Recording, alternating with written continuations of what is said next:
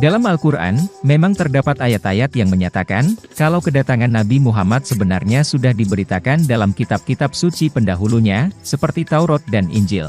Sekalipun umat Islam menyatakan, bahwa Taurat dan Injil yang diturunkan pada Nabi Musa dan Nabi Isa adalah bukan yang diakui oleh umat Yahudi dan Kristen sekarang, atau setidaknya sudah berubah dari aslinya, banyak para pakar ilmu kristologi yang menyatakan, kalau dalam Taurat dan Injil yang diakui umat Yahudi dan Kristen sekarang ini pun, masih terdapat sisa-sisa ramalan kedatangan Nabi Muhammad. Jika umat Islam mempercayai ramalan kedatangan Nabi Muhammad dalam kitab Taurat dan Injil, bagaimana dengan kitab suci umat Hindu? Mari kita bicarakan lebih lanjut.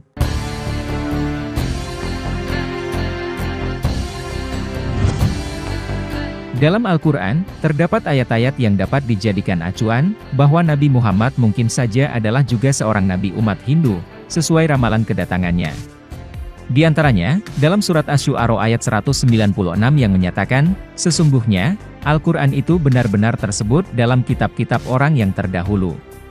Lalu surat Fatir ayat 24, bahwa tidak ada suatu kaum di masa lalu tanpa seorang pemberi peringatan. Kemudian surat Al-Ahzab ayat 40, dinyatakan bahwa Muhammad adalah utusan Tuhan dan merupakan penutup para nabi, atau utusan terakhir. Selanjutnya surat Al-Anbiya ayat 107 dan surat Saba, ayat 28, dinyatakan bahwa Nabi Muhammad tidak diutus melainkan untuk seluruh semesta alam. Ini diperkuat dengan hadits Bukhari, semua rasul yang diutus sebelumku, hanya berlaku untuk bangsanya saja, tapi aku diutus untuk semua umat manusia. Sekarang, kita lihat dalam kitab suci agama Hindu. Ada banyak kitab dalam agama Hindu, yang diakui sebagai kitab suci mereka. Dari semuanya yang dianggap paling suci, adalah kitab Weda. Bila di antara kitab-kitab itu ada yang bertentangan, maka yang harus menjadi rujukan utama, adalah Weda, yang juga masih terbagi lagi menjadi beberapa kitab. Kitab-kitab lain selain Weda adalah, Upanishad, Smriti, Dharma Sastra, Bhagavad Gita, Puranas, dan lain-lain. Ayat-ayat ramalan kedatangan Nabi Muhammad. Disebutkan dalam Bhavisya Purana, Arya Dharma, akan tampil di muka bumi ini. Agama kebenaran, akan memimpin dunia ini. Saya, diutus oleh Isparmatma. Dan pengikut saya, adalah orang yang berada di lingkungan itu, yang kepalanya tidak dikucir. Mereka akan memelihara jenggot, dan akan mendengarkan wahyu. Mereka akan mendengarkan panggilan sholat, atau adzan. Mereka akan memakan apa saja, kecuali daging babi. Mereka tidak akan disucikan dengan tanaman semak-semak atau umbi-umbian, tapi mereka akan suci di medan perang. Mereka akan dipanggil Musalaman, yaitu perantara kedamaian. Dalam Atharva Weda, disebutkan tentang Kuntub Suktas, yang mengisyaratkan bahwa Nabi Muhammad akan terungkap kemudian. Mantra 1 mengatakan, dia akan disebut Narasangsa. Nars, artinya orang, Sangsa, artinya yang terpuji. Jadi, Narasangsa artinya, orang yang terpuji. Kata Muhammad dalam bahasa Arab juga berarti orang yang terpuji.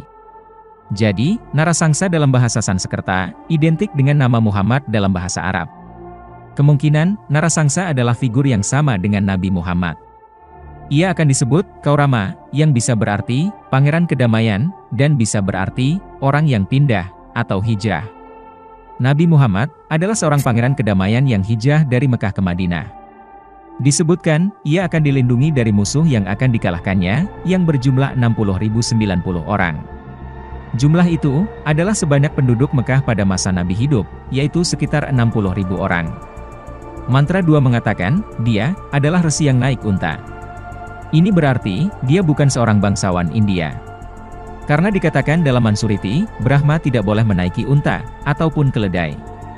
Jadi tokoh ini, jelas bukan dari golongan Brahmana, atau pendeta tinggi Hindu, tapi seorang yang asing. Mantra 3 mengatakan, dia, adalah Mama Rishi, atau Resi Agung. Ini cocok dengan Nabi Agung umat Islam, yaitu Nabi Muhammad. Mantra 4 mengatakan, ia adalah Washwereda, atau Red, artinya orang yang terpuji. Nabi Muhammad yang juga dipanggil dengan nama Ahmad, adalah berarti juga orang yang terpuji, yang terjemahan bahasa Sanskertanya adalah Red. Beberapa ramalan lainnya, kami tampilkan dalam video. Silakan di-pause dulu videonya, jika ingin membaca lebih detail.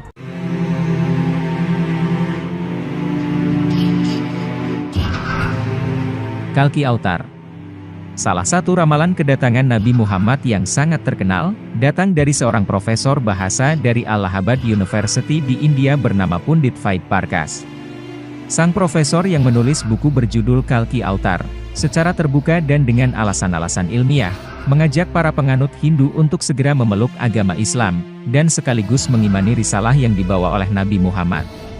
Karena menurutnya, Nabi Muhammad adalah sosok yang dinanti-nantikan sebagai sosok pembaharu spiritual dalam agama Hindu, atau seorang Kalki Avatar, yang dalam tulisan menggunakan huruf V. Av, artinya turun. TR, atau dibaca tar, artinya melewati. Jadi, arti kata Avatar adalah diturunkan, atau diutus untuk turun. Kalki Avatar, berarti utusan terakhir. Ketika buku ini diterbitkan, sangat mengagetkan kalangan intelektual Hindu. Disebutkan dalam Nas Profesi, Nabi Muhammad diramalkan dengan nama Kalki Avatar, atau Avatar terakhir, dan Antim Rishi. Sedangkan dalam kitab Puranas, disebutkan tentang Kalki Avatar dan kedatangannya. Di antara ayat-ayat yang menyebutkan, kami tampilkan dalam video. Dia terkenal dengan sifatnya yang baik, dan menonjol. Nabi Muhammad, bahkan sudah mendapatkan gelar Al-Amin, sebelum turunnya wahyu. Dia akan diberi kendaraan yang sangat cepat, oleh Shiva. Nabi Muhammad juga diberi buruk yang sangat cepat, yang membawanya ke langit dalam peristiwa Mi'raj. Dia akan naik kuda putih, dengan tangan kanannya memegang pedang. Nabi Muhammad juga ambil bagian dalam peperangan, termasuk dengan menunggang kuda, dan bertempur dengan memegang pedang dengan tangan kanannya. Rumah Wisnuyash, berarti di rumah pengikut Dewa Wisnu, atau pengikut Tuhan. Sedangkan ayah dari Nabi Muhammad, adalah bernama Abdullah yang artinya adalah pengikut Allah, atau pengikut Tuhan. Jadi kemungkinan, di rumah Wisnuyash, adalah di rumah Abdullah. Sambala, bahasa Arabnya adalah tempat yang aman dan damai. Nabi Muhammad dilahirkan di Mekah, yang terkenal dengan nama Darul Aman, yaitu tempat yang aman dan damai. Akan lahir di antara kepala suku Sambala, artinya bahwa Nabi, akan lahir di antara kepala suku di Mekah. Dia akan dibantu oleh 4 sahabat, dalam menyebarkan misi. Kita tahu, ada 4 orang khalifah sahabat Nabi, yaitu, Sayyidina Abu Bakar, Umar bin Khattab, Utsman bin Affan, dan Ali bin Abi Thalib. Dia akan dijaga oleh malaikat, di medan pertempuran. Seperti yang disebut dalam surat Ali Imran ayat 123-125, dalam Perang Badar, Nabi Muhammad dibantu oleh para malaikat yang turun dari langit. Mereka berjumlah 5.000 malaikat yang memakai tanda Sumati dalam bahasa Sanskerta, artinya adalah orang yang sangat setia. Sedangkan ibunda Nabi Muhammad bernama Aminah, yang dalam bahasa Arab artinya juga orang yang setia. Dilahirkan pada tanggal 12, di bulan pertama Madop. Nabi Muhammad, lahir pada tanggal 12 Robiul Awal. Sebagai Antim Rishi, atau resi terakhir. Ternyata, dari sekian banyak ayat yang meramalkan akan datangnya seorang Nabi, begitu cocok dengan gambaran Nabi Muhammad, umat Islam, dan sejarahnya. Lalu, benarkah agama Hindu memang merupakan agama yang diturunkan jauh sebelum Nabi Muhammad lahir? Agama Hindu sendiri, termasuk agama tua di dunia. Meski tidak ada kejelasan kapan lahirnya, namun dalam sejarah dikenal ada 3 periodisasi, yaitu: pertama, perkembangan agama Hindu di India pada zaman Weda, tahun 6000 sampai 2000 sebelum Masehi. Kedua, perkembangan zaman Brahmana, tahun 2000 sampai 1500 sebelum Masehi. Ketiga, perkembangan zaman Upanishad, tahun 1500 sampai 500 sebelum Masehi. Jadi, diperkirakan Hinduisme sudah ada kira-kira 6500 tahun sebelum kedatangan Islam.